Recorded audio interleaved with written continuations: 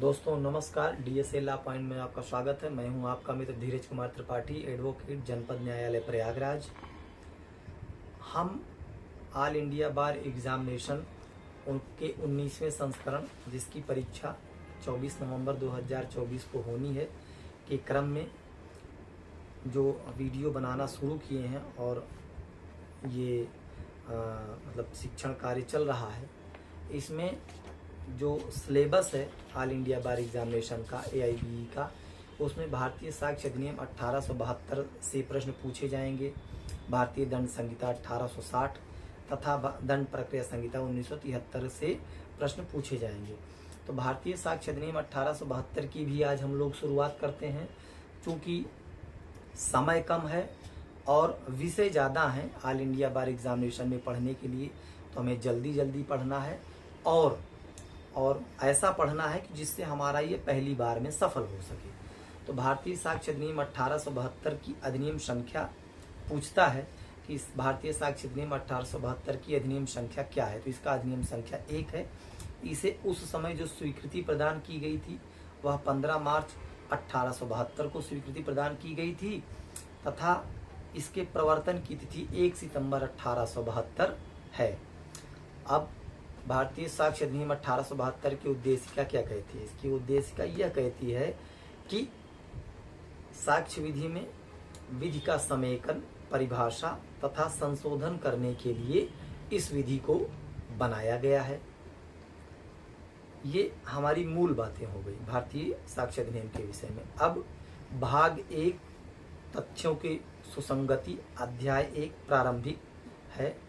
तो धारा 1 जो इसकी है वह संक्षिप्त नाम, विस्तार और प्रारंभ को बताती है।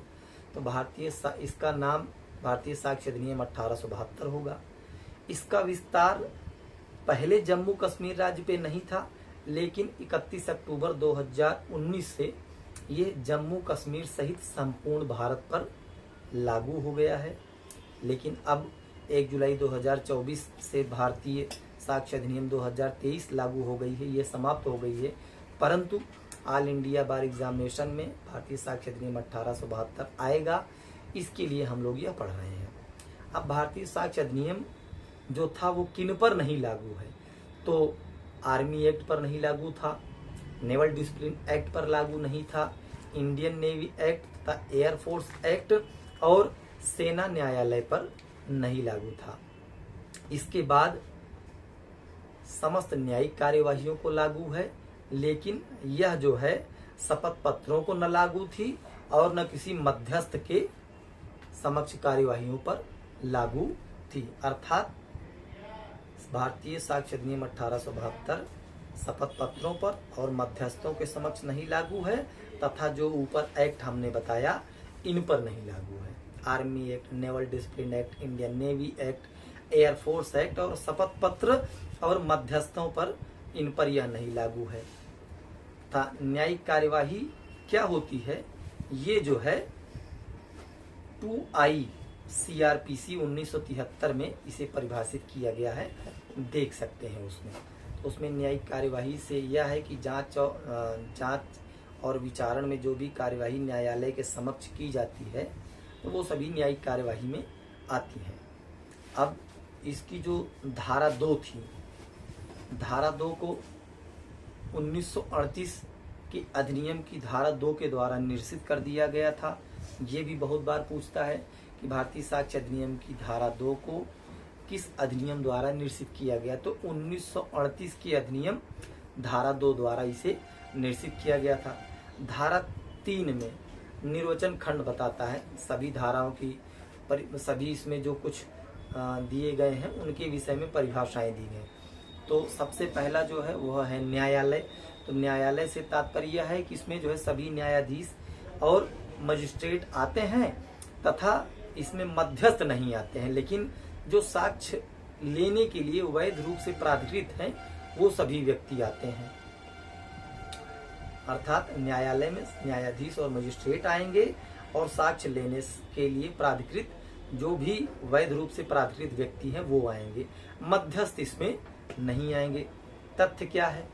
तो इसमें तथ्य को परिभाषित किया है कि ऐसी कोई वस्तु या वस्तुओं की अवस्था या वस्तुओं का संबंध जो इंद्रियों द्वारा बोधगम्य हो और तथा जो कोई मानसिक दशा या जिसका किसी व्यक्ति को भान हो, ऐसे तथ्य हैं। जैसे कि यह कि आपकी अलमारी में कोई वस्तु रखी है तो यह एक तथ्य है।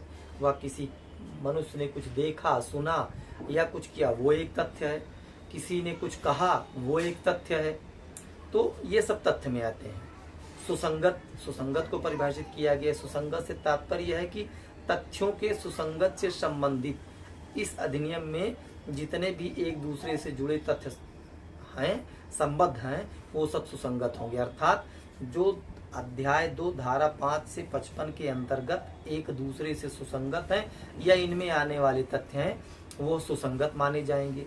विवादक तथ्य क्या होता है? तो विवादक तथ्य ऐसा होता है कि जब दो व्यक्ति हैं जिनके मध्य जिस भी विषय को लेकर के विवाद है, उस पर किसी के अधिकार, निर्योग्यता या फिर उसके दायित्व के संबंध में कोई अस्तित्व या अनस्तित्व का प्राख्यान किया जाता है, मतलब उसको डिनाई किया जाता है। वो जैसे कोई व्यक्ति कहता है कि नहीं ये सेब नहीं है, ये आम है, तो जो ये कहता है कि ये सेब नहीं है, आम है, उसे यह प्रूफ करना होगा कि ये आम है, और जो कहता है कि ये सेब है उसे यह प्रूफ करना होगा कि सेब। तो जो विवादक तथ्य वही होते हैं जिन पर मुख्यतः विवाद होता है।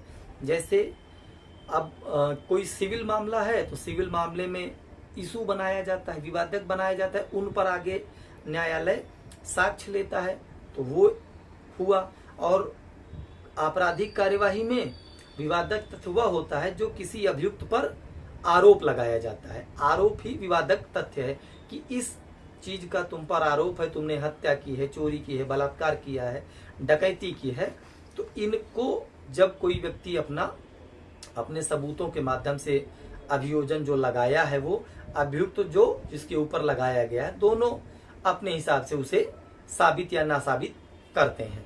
अब इसके बाद आता है कि दस्तावेज। तो दस्तावेज तो वही है कि जो कोई कहीं पदार्थ पर, कहीं अक्षर पर कहीं कुछ लिखा हुआ है, वो सभी दस्तावेज में आएंगे। जैसे किसी बुक में कुछ लिखा हुआ है तो वो दस्तावेज है। कहीं किसी पदार्थ, जैसे दूध वाला गया किसी के यहाँ दूध देने, अब रोज दीवार पे एक डंडी बनाता जा रहा है, तो वो एक दस्तावेज माना जाएगा।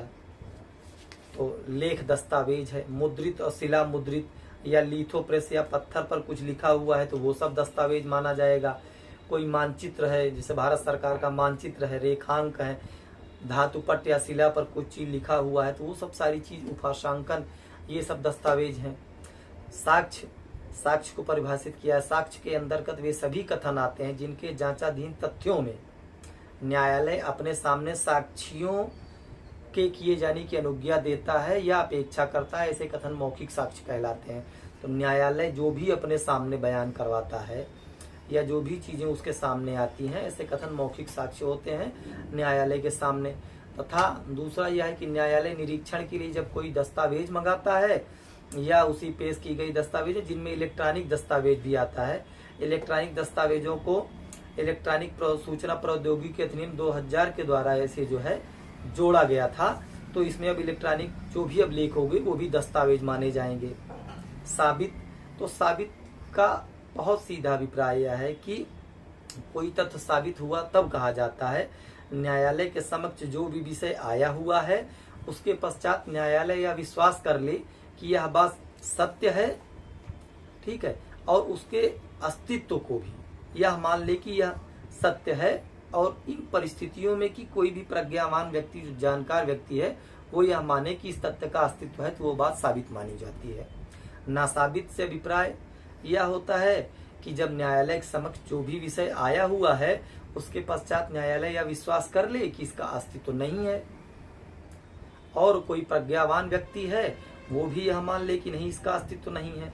साबित नहीं हुआ से तात्पर्य यह है कि जब कोई तथ्य न तो साबित किया गया हो और न ही ना साबित किया गया हो तो उसे नासाबित माना जाता है।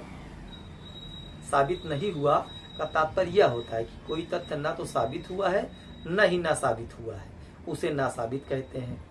इसके बाद भारत का है और उसके बाद इतनी परिभाषाएं दी गई हैं। तो दोस्तों आज हम लोगों ने भारतीय साक्ष्य अधिनियम का अध्याय 1 जो कि क्या बोलते हैं, प्रारंभिक से संबंधित था, जिसको हम लोगों ने पढ़ा, जिसमें कुछ परिभाषाएं आती हैं, कुछ परिभाषाएं रह गई हैं। उपधारणा करेगा, उपधारणा कर सकेगा या निश्चायक सबूत, इनको हम लोग अपने वीडियो में देखेंगे। फिर अगले बार जो नेक्स्ट वीडियो हमारा भारतीय साक्ष्य अधिनियम 1872 का रहेगा, उसमें अध्याय 2 तथ्यों की सुसंगत के विषय के संबंध में देखेंगे।